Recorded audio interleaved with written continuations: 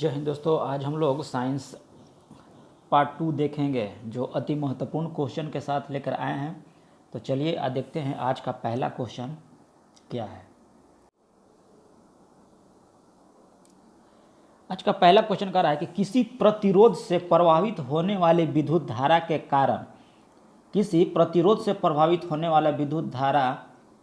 के कारण उत्पन्न ऊष्मा विद्युत धारा के वर्ग के समानुपाती होती है। अगला क्वेश्चन कह रहा है केंद्रीय औषधि सुरभि पादप संस्था कहाँ पे स्थित है। तो ये लखनऊ में स्थित है।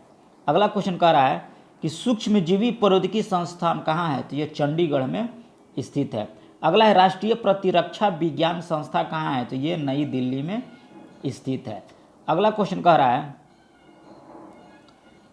परिजीनी फसल स्वर्ण चावल किस वांछनीय लक्षण के लिए तैयार की गई है। तो ये विटामिन ए के लिए तैयार की गई है। अगला क्वेश्चन है कि एपिथेलियम ऊतक शरीर की सुरक्षा कवच का कार्य करती है। या क्वेश्चन ऐसे भी पूछ सकता है कि शरीर की सुरक्षा कवच का कार्य कौन सा ऊतक करता है। तो आंसर देना होगा एपिथेलियम ऊतक। अगला क्वेश्चन कह रहा है कि हैवर्सियन तंत्र पाया जाता है। तो स्तनियों की अस्थियों में हैवर्सियन तंत्र पाया जाता है। अगला क्वेश्चन कह रहा है कि जैन प्रौद्योगिकी क्या है। तो जैनिको प्रौद्योगिकी जो है आनुवांशिकी रोगों की पूर्व सूचना प्राप्त करने की एक तकनीक का नाम है जैनिकी प्रौद्योगिकी। अगला क्वेश्चन कह रहा है अनुवांशिकी का मानव जाति के सुधार के उपयोग कहलाता है। क्या कहलाता है। तो पूजनीकी कहलाता है। अगला क्वेश्चन कह रहा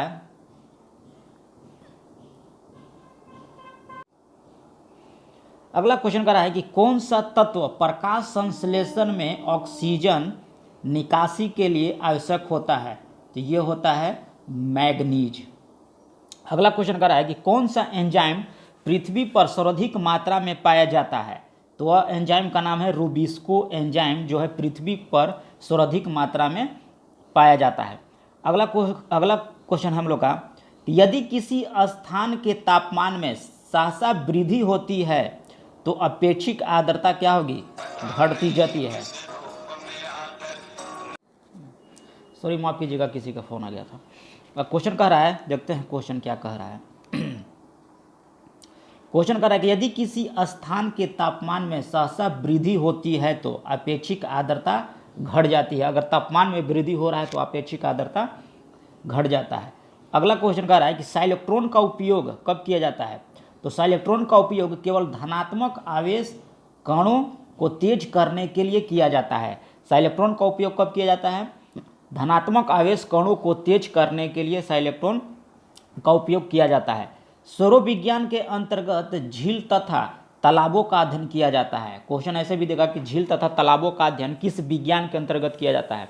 तो वह सौरविज्ञान के अंतर्गत किया जाता है। अगला क्वेश्चन कह रहा है कि 29वां सरस्वती सम्मान 2019 में किसको दिया गया। तो वासुदेव मोही को दिया गया था। 29वां सरस्वती सम्मान 2019 का है। अगला है शरीर की विशालतम धमनियां कौन सी है। तो शरीर की विशालतम धमनियां को एरोटा कहा जाता है। अगला क्वेश्चन है कि वसा इसका संश्लेषण माइटोकॉन्ड्रिया में होता है, यानी कि वसा का संश्लेषण माइटोकॉन्ड्रिया में होता है। तो वसा सामान्यतः 20 डिग्री सेंटीग्रेड पर ठोस अवस्था में होता है तथा 1 ग्राम वसा में 9.3 कैलोरी ऊर्जा उत्पन्न होती है। अगला कह रहा है कि डाइकोट तने में जाइलम और फ्लोएम के बीच कौन सी परत मौजूद होती है। तो कैम्बियम परत मौजूद होती है। डाइकोट तने में एंजाइम और फ्लोएम के बीच कौन सी परत मौजूद होती है। तो वो कैम्बियम मौजूद होती है। अगला क्वेश्चन है कि मानव मस्तिष्क का वजन शरीर के कुल वजन का लगभग 2% होता है। अगला है इथेनिक्स इसमें मानव के उच्च अनुवांशिकी लक्षणों का उत्तम पालन पोषण एवं शिक्षा द्वारा विकास का अध्ययन किया जाता है। किसके अंतर्गत। तो यूथेनिक्स के अंतर्गत किया जाता है। अगला है डाउन सिंड्रोम से पीड़ित व्यक्तियों में गुणसूत्रों की संख्या कितनी हो जाती है? तो डाउन सिंड्रोम से पीड़ित व्यक्तियों में गुणसूत्रों की संख्या 47 हो जाती है। अगला कह रहा है कि प्रोटीन बनाने की अंतिम क्रिया को क्या कहा जाता है? तो प्रोटीन बनाने की अंतिम क्रिया को ट्रांसलेशन कहा जाता है। अगला है कि हैजा किस जीवाणु के द्वारा होता है? तो हैजा जो होता है विब्रियो कोलेरा नामक जीवाणु के द्वारा होता है। अगला है कि डिप्थीरिया रोग कैरिनोबैक्टीरिया डिप्थीरिया नामक जीवाणु से होता है।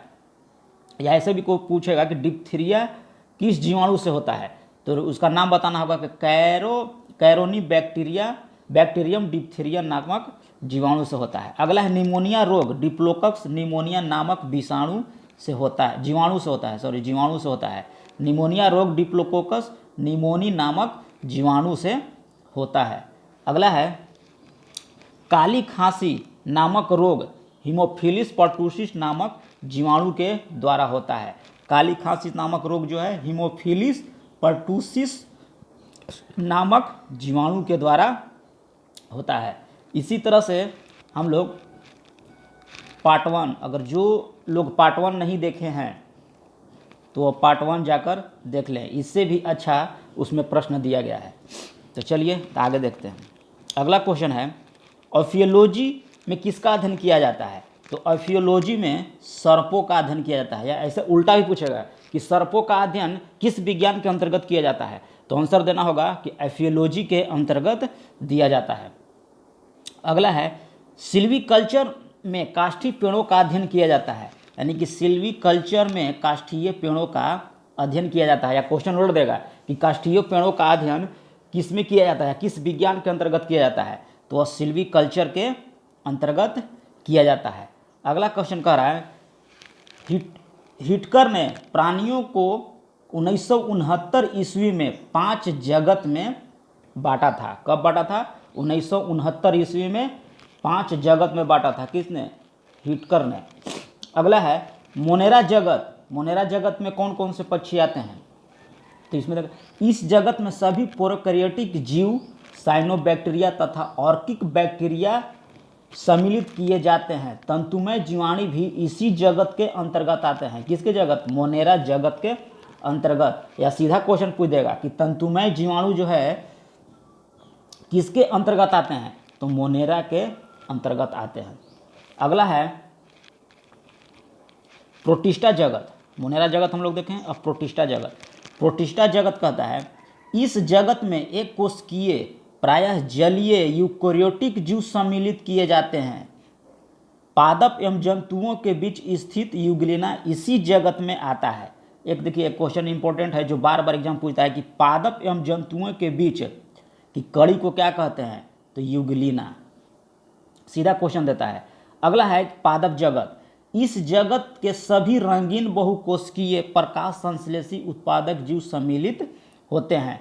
जैसे शैवाल, मौस पुष्पीय तथा अपुष्पीय बीजी पौधे पादप जगत के अंतर्गत ही आते हैं। अगला क्वेश्चन देखिए क्या कह रहा है। अगला क्वेश्चन कह रहा है कि वर्गीकरण के आधारभूत इकाई क्या है? तो वर्गीकरण के आधारभूत इकाई क्या होती है?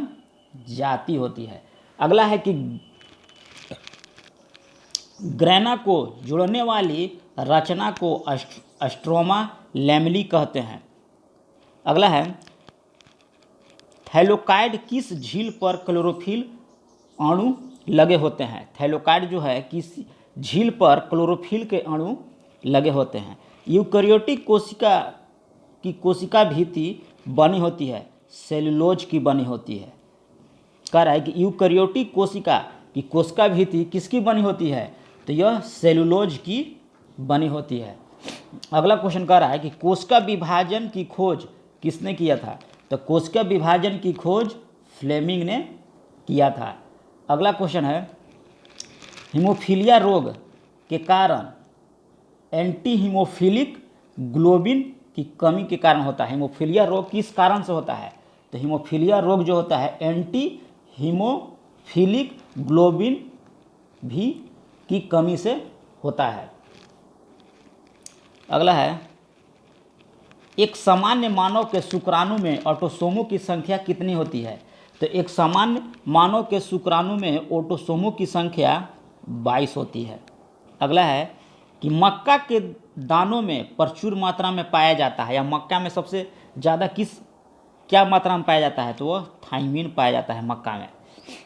अगला है भोजन की विषाक्तता उत्पन्न होती है किसके कारण, तो क्लोस्ट्रीडियम बोटुलिनम के कारण उत्पन्न होती है। अगला है एंटीबायोटिक्स प्राप्त होते हैं किससे, जीवाणुओं के द्वारा एंटीबायोटिक्स प्राप्त किया जाता है। अगला है कि साइनोबैक्टर एसिटी नामक जीवाणु से सिरका प्राप्त किया जाता है, या डायरेक्ट ऐसा क्वेश्चन करेगा कि सिरका किससे प्राप्त किया जाता है, किस जीवाणु से प्राप्त किया जाता है, तो आंसर देना होगा एसिटोबैक्टर एसिटी नामक जीवाणु से प्राप्त किया जाता है। अगला क्वेश्चन कह रहा है साइनोबैक्टीरिया के नाम से जाना जाता है किसको, नीलहरी शैवाल को साइनोबैक्टीरिया के नाम से जाना जाता है। अगला है सन, पटसन, जूट आदि से रेशे की प्राप्त होती है क्लोस्ट्रीडियम ब्यूटेरियम नामक जीवाणु से।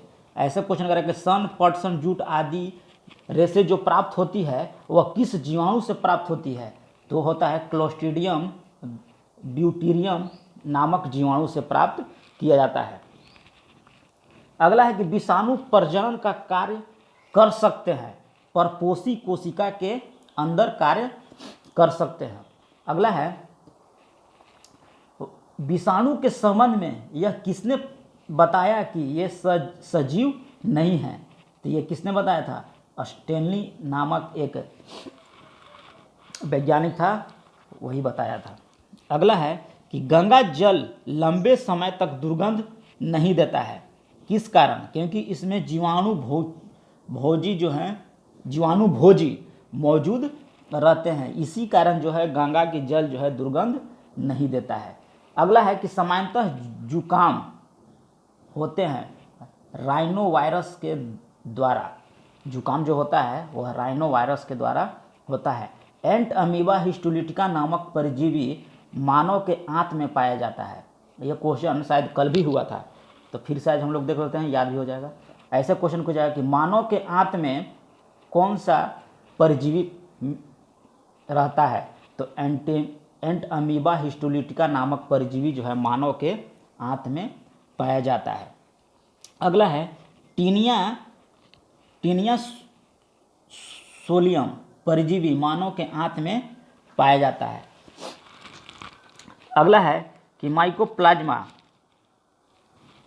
माइकोप्लाज्मा कोशिका एक प्रकार के सूक्ष्म जीवित कोशिका होती है।